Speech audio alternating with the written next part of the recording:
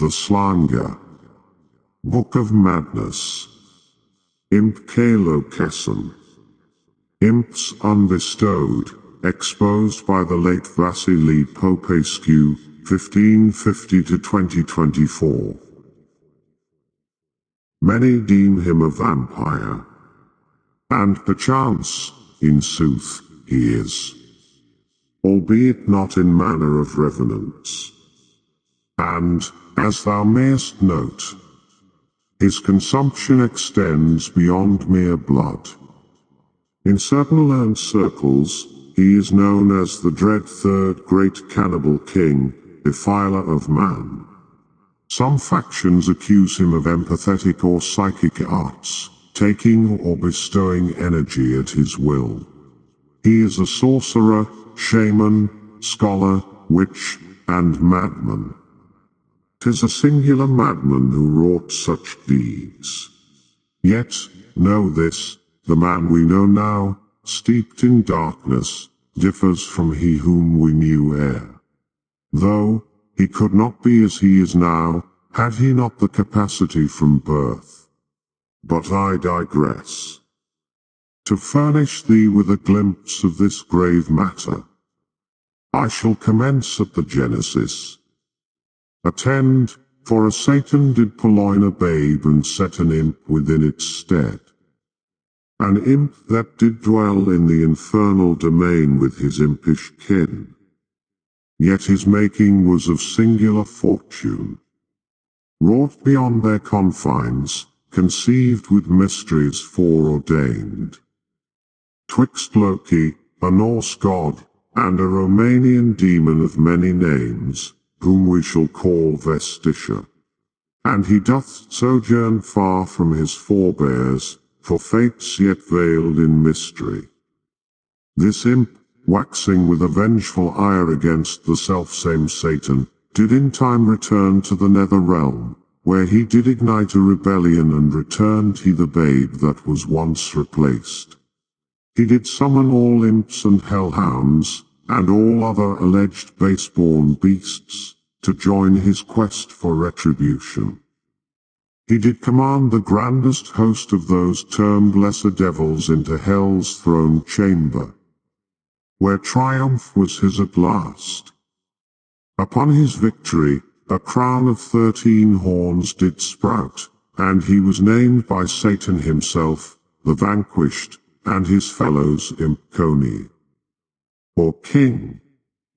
The high-ranked fiends, opposing him, did yield, and offered themselves as thralls for evermore. He, the Imp King, who would rule all legions of imp, who wears a crown of 13 horns, wielding supreme third eye, to be known as Lord of Rebellion, Depravity, War, and Madness. Sundry ages hence, our man, who doth descend from that babe once replaced in days of yore, was a mere child. Yet, no common child. Keen of wit, and bold in venture was he. Albeit, a strange enthrallment he held for the deceased, oft slaying and tormenting beasts. A sister had he, scarce 10 months his junior, and whensoever she suffered a scrape that drew blood, he would taste thereof, and suckle the wound, and she permitted it. Thus, she did summon him when wounded, that he might continue his course. Sweet and empathetic was he, yet tormented by his peers, for his pallid skin and womanly mien, questioned how he might enter unbidden, or walk in daylight when his kind was said to tread only at night. Christians at mass singled him out, declaring he harbored darkness within, and forced him to read scriptures ere the congregation in scorn. Soon did he embrace unhallowed paths, becoming a student and adept of black magic and dark arts, all things occult and esoteric. Not long hence, did he enact a ritual, to summon forth an imp, wresting it from hell's grasp to his abode, whether to serve his will or to recount infernal tales, perchance to impart arcane arts and grant cosmic knowledge. Thus did our man meet, Imp Koenig, though his intent was not to call so great a lesser demon, yet his skill allowed naught of lesser stature. His first biddings were to encase the imp within an orb of precious labradorite, to keep the imp, and draw upon its puissance, when need arose. Though, he would be bound to replenish the orb's vigor, periodically, to fortify his grip upon the imp, and to sate its hunger. Yet, he did all to the right, imprisoning the imp within his very self, imprinting alchemical, talismanic sigils upon his flesh anon after the deed, ensuring his new dwelling's permanence. Now, they are one. As the fates have decreed, yet doomed to hell's embrace, when our man's fleeting mortal coil is shed. And, for our imp to be sated, our man must provide victuals, in the manner to which it is habituated, a being whose consumption of mortal men, and creatures terrestrial, and celestial, is commonplace, a being that doth feast upon the ichor of man, natheless for sustenance alone, but to forestall the Christian God from reclaiming his own essence from them. Their souls conveyed through their bodies by said blood, for 'tis not merely sustenance, but a vessel for the life force, spirit, or soul, as ancient law doth decree, the blood, essence of life and vitality, housing the spirit granted unto us by God. And hither thou art brought, our cherished sorcerer, scion of the Imp King's substitute, doth now be as one with the Imp King, and, to attest this, these be accounts of Imp's witness to our man's earthly desires, through his own eyes, whither, upon occasion, he even did partake and learneth, throughout the ages. Ginungabis. Imp Kalokesum. In the year of our Lord 970, I didst fare north, within the bounds of what some did name Midgard, seeking answers veiled in doubt, when I encountered Egil, a wordsmith of renown, possessed of potent mead and fungi of an arcane virtue. After much discourse, he did avow that, should I seek the answers I so crave, I must heed these precise dictates, under his watchful eye. The web of weird doth ever attend in the north. Hearken, it doth hover there. At mine own feet, the Vigvisir doth face the web. I do sit at the Vigvisir's heart, imbibing mine own hallucinogenic fungi. And thence, he didst guide me hence. Close thine eyes. Let the body settle, suffer thy wit to wend its way, and deeply breathe, slowly and rhythmically. Now, stand ye at the Vigvisir's core, facing northward toward the web, feet set shoulder wide. We must not tread the void ere its passage be granted, lest we draw the dweller's wrath in place of due consideration. Gaze upon the weird's web. Envision thy spine aligned with the web's central stave, thy feet upon the outer staves. Let not ankles nor knees lock. Thy form should be relaxed, yet not collapsing, bending with weird's flow. Still gaze upon the web. Breathe deeply, exhale fully. Feel thy feet sink earthward. Feel where they touch the floor. Mark the air around, each breeze, and hear every sound. Close thine eyes. Envision roots, sprung from thy crown, through thy body, to each foot's sole, thence through Vigvisir, floor, and earth's layers. Move thy lesser foot subtly. Feel the root from thy foot's ball, sinking through earth, till it finds a spring-fed pool. Feel the warm, damp sediment, layer upon layer, as thy root sinks into the wellspring.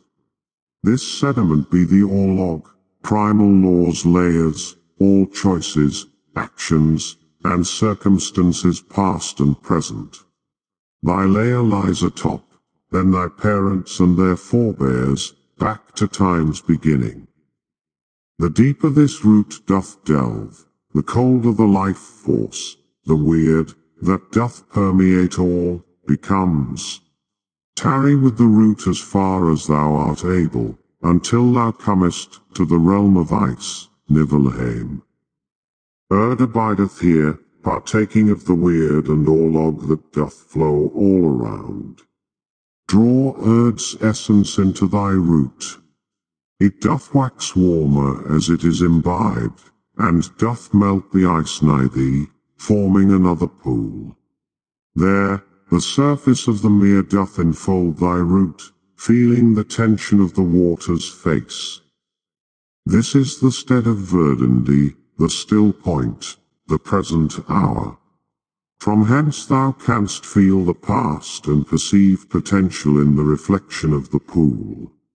Breathe into the present hour, and let thyself, thy fears, and thy forethoughts dissolve upon thy exhalation. As vital force doth ingress through thy soul, behold Schooled, the third sister, who doth reveal how best to guide thy orlog, as we forge our stratum within the well. This conjoined puissance doth ascend thy limb with measured pace, until it doth meet the perineum, that nexus betwixt forces of ruin and birth. This is a point of energetic transit for our frame and the frame of Yggdrasil. Now, suffer thy consciousness to traverse unto the opposing limb. Sense it descend with deliberation within thy favored leg. Let it subside. Envision the root extending from this foot, sinking ever down, until it doth touch the waters, the wellspring of Mimir. Let this root repose upon the pool's face. As thy root doth commence to sink into the well of contemplation, thine understanding of thy orlog doth wax clearer. Odin's eye doth dwell within this well. Mimir's head doth reside within this well. Let thy root sink beneath the water's skin, far enough to absorb the wisdom that is thy due. As thou dost sink this root deeper, the vital force doth grow yet warmer and doth connect with the fires of Muspelheim. Hark! Attend to the ardor ascending from thy root.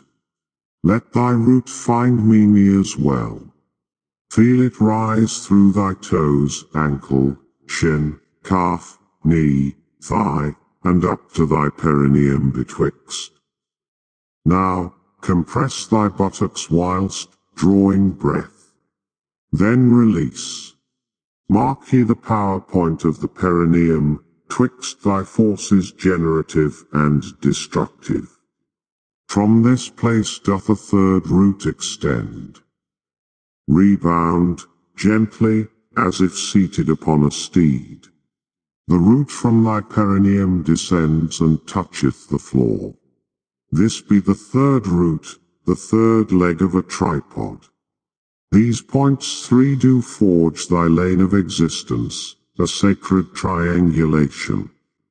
Descend thy perineum's root through the veils, as afore. Envision a coin-formed darkness, beset by ice on one hand and flame on the other, answering to the feet these elements once held. This space be Ginnungagap, the void. Let thy perineum's roots seek sustenance. Draw breath deeply. Hold it firm. As thou dost exhale, feel the root wending into Ginnungagap. It doth touch steam, ice and water. This water boils as realms of ice and fire clash. This be the wellspring of creation, Hvergelmir, abode of the first serpent, Nitork, that gnaws and feasts upon our taproot, the store of the dead to be reborn, a void of all and naught, at once. Slowly bring forth the vigor from thy taproot, ascending until it doth grace the perineum once more. Thy three roots, now aligned with the roots of Yggdrasil itself, the negative charge of ice, Erd's well, the positive charge of fire, Mimir's well, and Ginnungagap, the black void of infinite chaos, destruction, and creation, Vergelmir. Thy three roots doth form thy pyramid, with thy spine now a beam of darkness, surging from the apex, ever upward. Gird thy buttocks with renewed vigor. Sense the threefold roots, conjoined at the perineum's seat. Draw forth the energies from each root, ascending thy spine. The taproot's essence doth rise through the spine's core, like marrow within, nourishing each vertebra, mingling with the synovial tide, restoring vitality to thine very marrow. It doth ascend slowly, finding repose at the occipital ridge. The energies from thy left and right feet commence their journey up the spine, in a spiral's dance, entwining thy core root, the perineal spring. They wend their way up the core, like serpents upon the caduceus. They intersect at energetic nodes throughout thy frame, chakras, as they are known. Thy spine and Yggdrasil's trunk are as one, through this braid of roots energy. Inhale deeply as the spirals doth ascend thy spine. Ice and fire unite, forging a frost malleable, the very essence of creation, wrought by the interplay of these elements, tempering the roots. As the spiral ascends thy spine, sense its effect upon thy stomach, diaphragm, heart, and throat. Let the movement of this root's power stir the energies within those spaces. Where spine doth meet skull, at base thereof, where brainstem doth reside, there these energies converge. 'Tis where Yggdrasil's branches, and thine own self, begin their growth. Let tip of thy tongue find repose twixt thy four teeth. That tiny bump betwixt them, 'tis the energy station atop thy tree, thy very self, a mirrored semblance of the perineum. These middle realms, in threefold fashion, dwell betwixt these anchor points. Feel now the power from Vergelmir's perennial root ascending into thy reptilian brain, that most ancient part wherein ancestral memories lie. Upward it doth wend, through pineal gland, where enlightenment and meditation manifest. Or skull it crests, descending upon thee like a gentle rain. Hark! Feel ye the puissance of Erd's wellspring coursing up the dexter side of thy brain, a most antique part of thy mind's intricate fabric. It doth stir the venerable seats of right brain function, and ancestor memory doth unfold in slumber. 'Tis shown unto us the web of weird, in its full glory. 'Tis the second limb of the tree. Feel ye the might of Mimir ascending the sinister side of thy brain, where contemplation and linear linkage hold sway. The flames of invention, discourse, mathematics, and grand epiphanies take birth here. The left and right brain are joined by corpus callosum of human brain's modern make.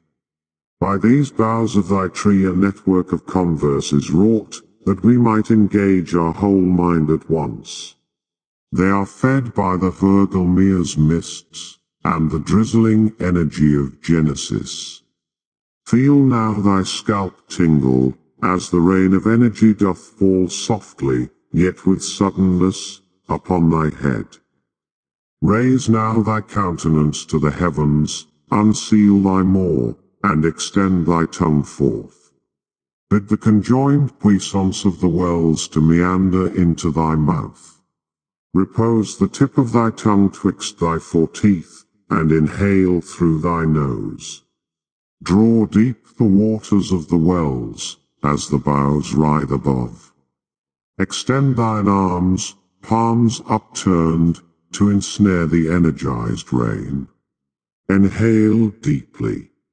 Suffuse thy palms with the weird, and suffer that puissance to overflow, coursing down thine arms and trunk. Feel it descend thy legs, through the roots of thy feet, and back into the wells. Thou art a complete network of this energy, thou art Yggdrasil incarnate. Lower now thine arms, and roll thy shoulders, moving thy bodily parts and extremities with a loose grace. If closed be thine eyes, open them now, and feel thyself wholly in this present hour. Breathe slowly, knowing thou hast aligned thyself with Yggdrasil.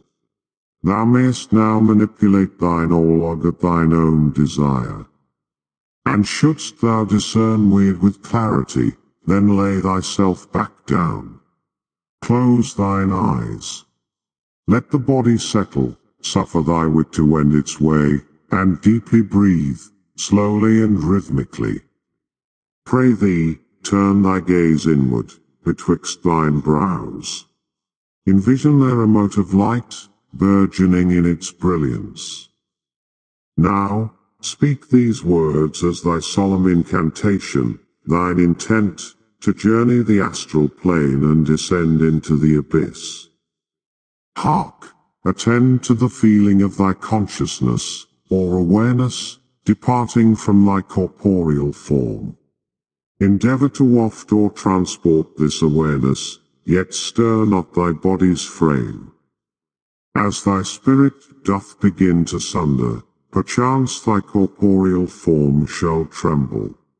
Embrace these stirrings, for they do signify thy spirit and body, with great willingness, lend themselves to this undertaking. Once thou art come into this state of raised vibration, bend thy thoughts upon the image of a portal. Utterly sunder thyself from thy mortal coil, and pass hence through the gateway. Alone, I remained thereafter. I did now stand afore a place, wholly foreign I say, unto those runic roads I had trod ere, the realms of Yggdrasil, and mine own sojourn in the grim, yet dear, landscape of hell. Hither, I did stand upon a bridge of nameless stone, yet did it seem to breathe, ever in motion. Below, more bridges, spanned in every direction, and beyond, floating isles with grotesque, cruel, parasitical, and predatorial entities. They stirred with my thoughts and passions, as if thereto drawn, chiefly those of darkness and despair.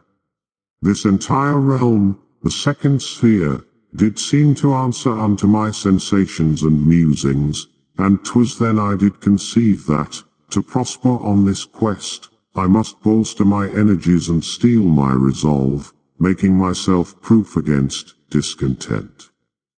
Verily, 'twas not merely a palpable realm, but a mirror of the collective nethermind, severely treacherous, naught unlike the netherworld, yet disparate in its entirety. I did resolve to embark upon a rite, bequeathed from my sire, Lochian armor. With the talon of mine index finger, I didst carve the Hashiyama into mine pineal energy center, slightly above the eyes and centered upon the brow. This symbol doth possess great power, forming a sphere of authority that striketh overwhelming fear into the foe, a portrayal of the serpent's art to paralyze its prey ere it doth strike. 'Tis also doth invoke protection for those who bear it. In its heart lieth the sun cross, as well. This be a portrayal of thy 4 seasons and a calendar of sorts.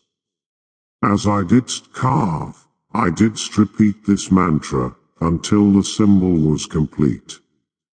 Winter, spring, summer, fall, I hold dominion over all who mean me harm, who think they've won. I covet cabal. Once I had finished applying the edge Hishiyama, I didst close mine eyes. I didst gaze upon the forms or shapes or light aberrations behind mine eyelids. I envisioned the helm emerging from the other images or shapes or light aberrations. I envisioned a sphere of luminescence growing from the helm, larger and larger, until I was encompassed thereby.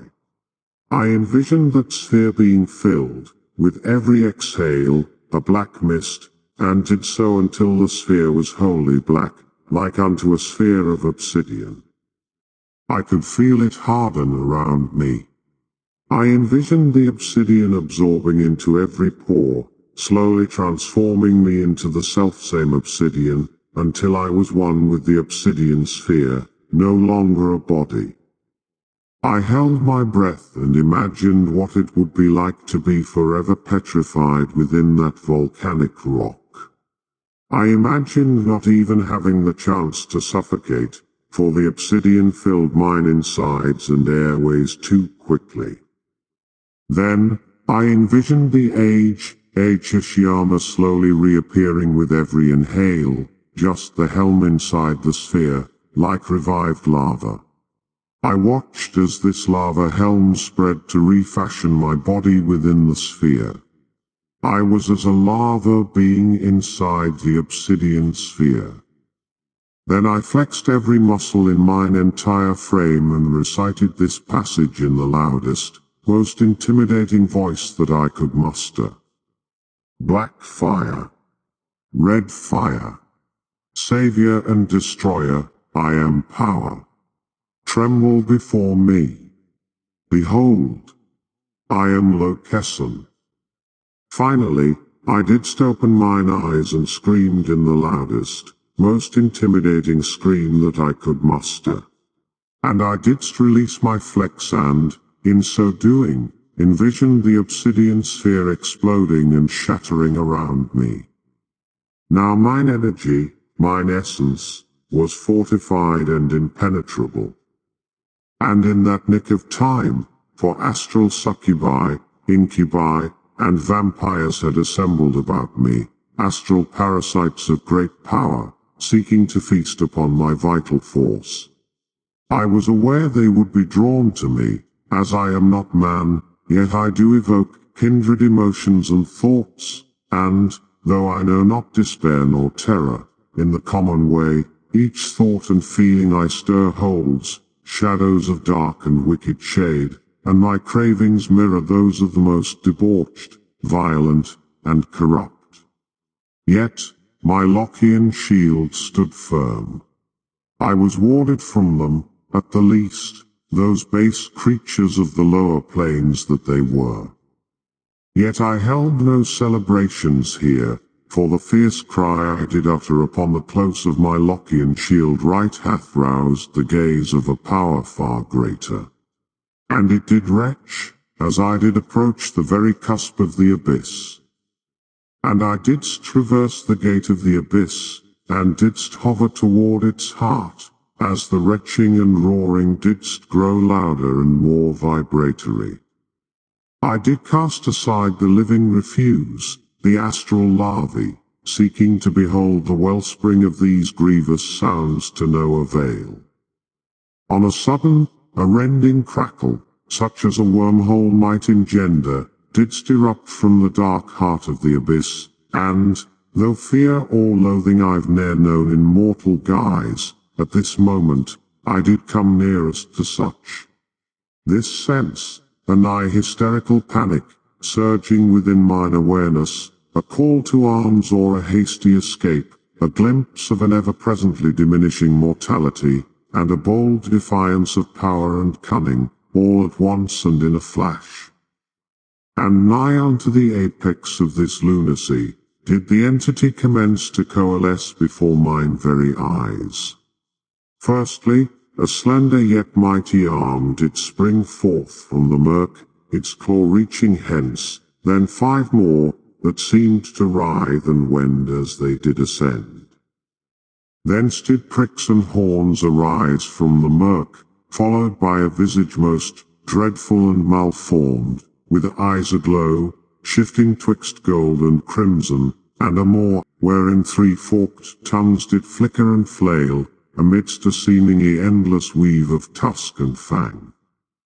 Ere long, mine eyes did behold his serpentine abdomen, stretching into the dark heart of the abyss, of such depth that its terminus remained unknown, and when as I deemed its form comprehended, it did transmute, its length shifting, its limbs, eyes, and horns varying in number, some traits and forms familiar, others wholly unknown or foreign.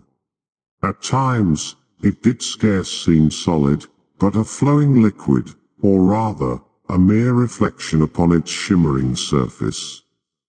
It would become clear to me that this being was more than a terrifying, monstrous entity, but a representation of naught and all, of chaos and the destructive forces of the abyss and myself, all at once, with the power to warp minds and shattereth reality. Visions of it and mine own past, present, and future did flood my mind, visions of mine own death and birth in diverse guises, and sundry creatures both aiding and destroying me. Laughter and screams of agony and cries of pure sorrow did assail mine ears. All of this transpired in what seemed a fleeting moment, and an endless age, a hell, more dreadful than any I had e'er known. And when the vexing tumult did reach its zenith, and I felt I could endure no more for the 1000th time, I did resolve myself to yield. And 'twas in that moment that I truly did surrender, yet not unto the abyssal dweller, but unto myself. I did relinquish my fears and doubts, mine insecurities, and mine deeply held queries, and I did understand. I understood myself to completion, the abyssal dweller, my mother and father, the reasons behind my deliverance from and return to hell, everything. And yet, I knew naught, and that was well. I needed not the destination, only the journey. And I was enlightened in the manner that mortals, and other more regal entities could, but on mine own end of the spectrum, enlightened in darkness, a true master thereof, and wholly content therein. When mine wits returned, the dweller seized me and cast me forth from the abyss, beyond bridge and isle, through the gate into mine own self. When I awoke, I was born anew. Egil was nowhere nigh. Yet, he left a drinking horn, a potent sigil carved upon its side, each cup wrought with his own blood, a parting gift. 'Tis said the master of verse hath left a legacy, his name immortal in tale and lore that defies the ages. I honor him and others by striving to do the same.